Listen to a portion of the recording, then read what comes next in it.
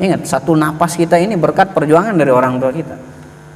Tapi beribu napas kita belum tentu untuk kita memperjuangkan orang tua kita. Ada 12 adab kita kepada kedua orang tua kita. Al-awwalu ayyasma'a kalamahuma. Dengarkan setiap ucapan kedua-duanya. Setiap perkataan, ucapan yang keluar dari mulut kedua orang tua kita, dengarkan. Walau syatama, walaupun keduanya itu ngomel, diomelin kita, dengarkan saja. Min ghairi jawabin lahuma, tanpa nyahut.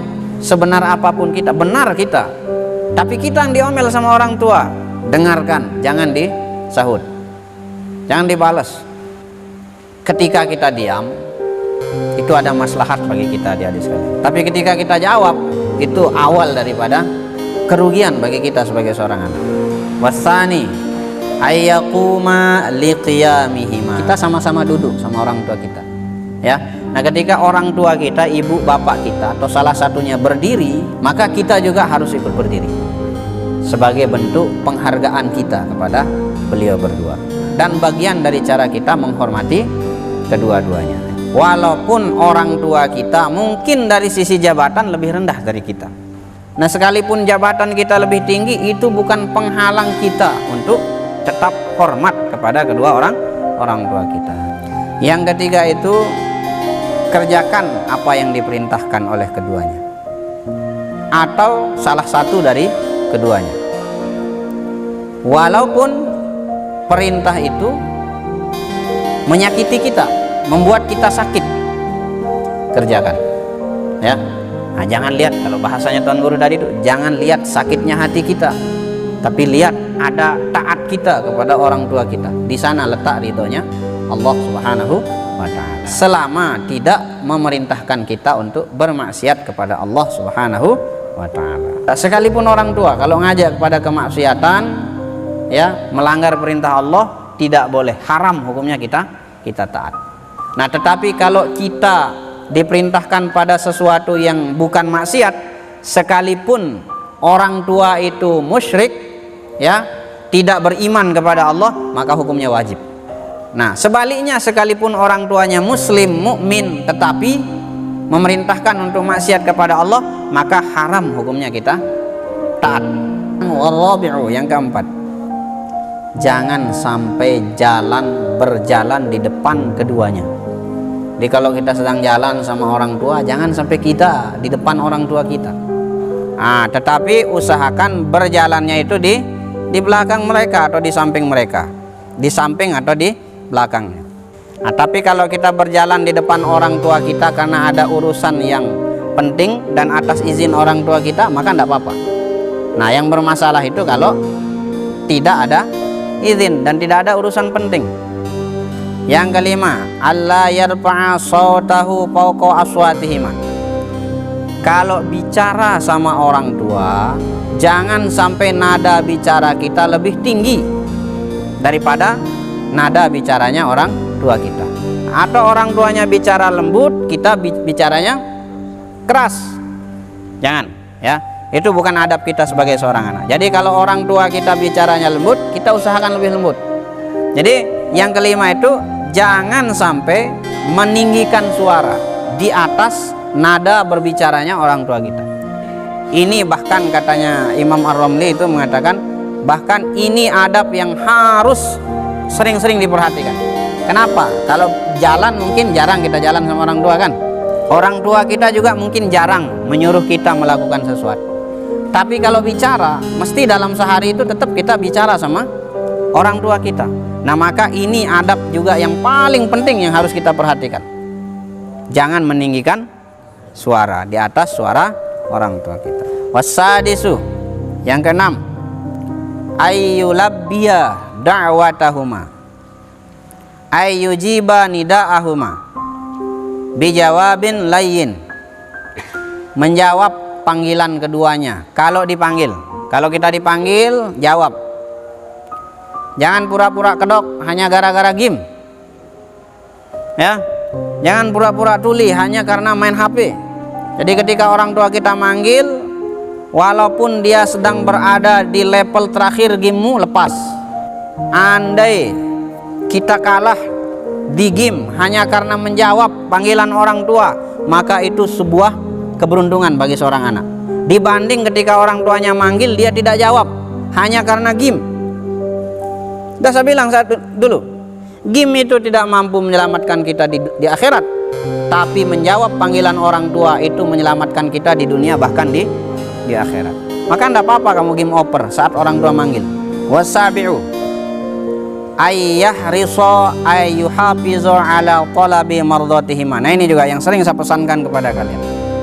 Kalau ketemu sama orang tua, usahakan sering-sering minta ridhonya. Ketemu salam, Pak, Bu, minta ridhonya. Pak, Bu, maafkan saya. Pak, Bu, ikhlaskan dosa-dosa saya sama bapak dan ibu. Tuh ya, sering-sering minta ridho kedua orang tua kita. Bil ahwali, dengan perbuatan. Wal aqwali, atau dengan ucapan, langsung kita minta kepada orang tua kita. Yang ke-8 itu selalu merendah di hadapan orang tua kita. Jangan gagah-gagahan, jangan gaya-gaya. Pokoknya kita merasa rendah di hadapan orang tua kita, ya. Jangan merasa diri lebih hebat, sekalipun kita doktor misalnya atau tuan guru. Orang tua kita hanya seorang petani, maka kita harus merendahkan diri kita di hadapan orang tua kita. Jelas ya?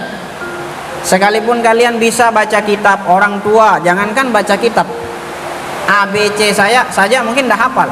Nah, sekalipun demikian, adab kita itu adalah merendah di hadapan orang tua kita.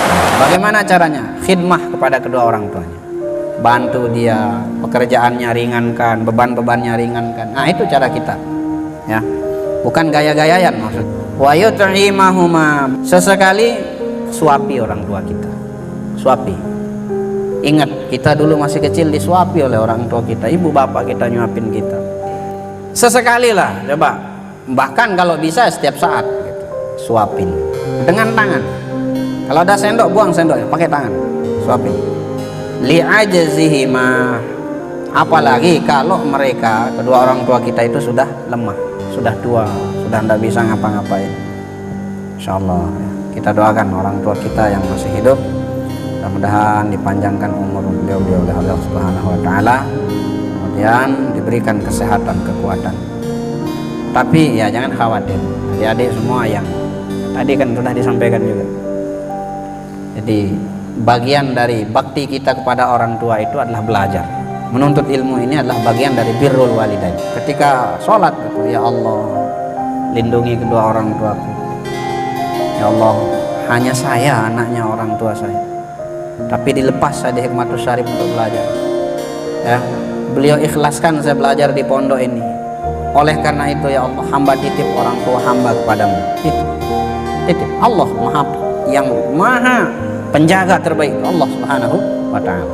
Nah, karena kita ada kewajiban yang harus kita lakukan, tidak bisa secara langsung kita bakti kepada orang tua kita, maka lewat doa kita jaga orang tua kita.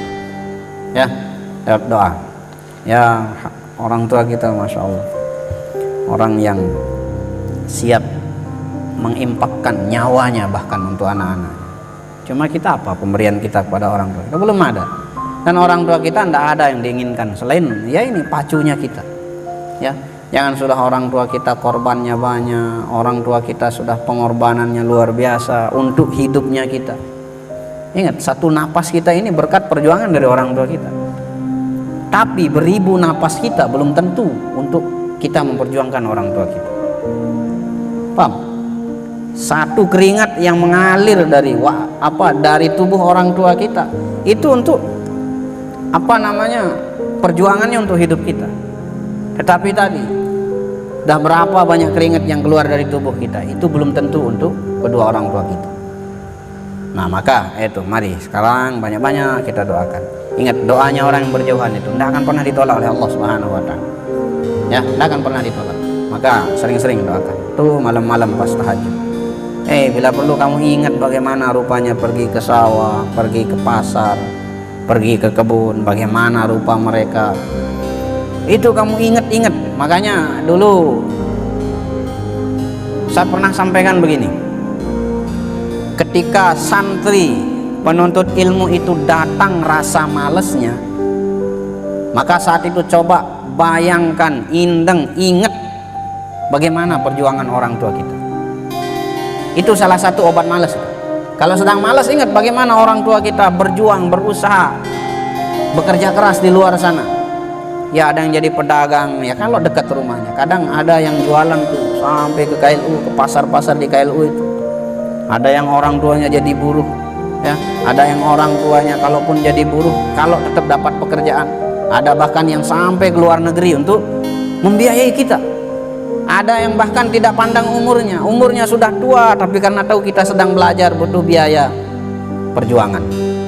Itu diingat. Insya Allah hilang rasa malasnya kita, ya, mengingat bagaimana perjuangan orang tua kita. Makanya dulu di angkatan 20 berapa? 28 ya. Mana yang 28? Pernah ketika ngaji Akhlak lil Banin, ketika kita khotam Akhlak lil Banin jilid 1 ya. Itu saya sampaikan kepada mereka. Coba saat pulang sekarang usahakan cari uang sendiri, terserah bagaimanapun cara pergi berdagang. Ada yang ketika balik tuh ngelapor, ya Allah ternyata nyakit, apa kamu kerjakan? Saya ngojek Ustaz. Ada yang ngojek, ya. Nah makanya nanti kalau anda pulang itu usahakan ikut sama orang tua anda. Yang jadi pedagang ikut pergi dagang. Saya yakin tuh anda akan malu, anda akan main HP terus di hadapan orang tua anda. Yang jadi petani ikut ke kebun, lihat bagaimana caranya. Jangan ikut, lihat bagaimana caranya kerja. Maksudnya jangan ikut pegang cangkul, batik dan seterusnya. Lihat bagaimana orang tua kita kerja. Oh saya yakin malu kita akan pegang HP terus di dekat orang tua kita.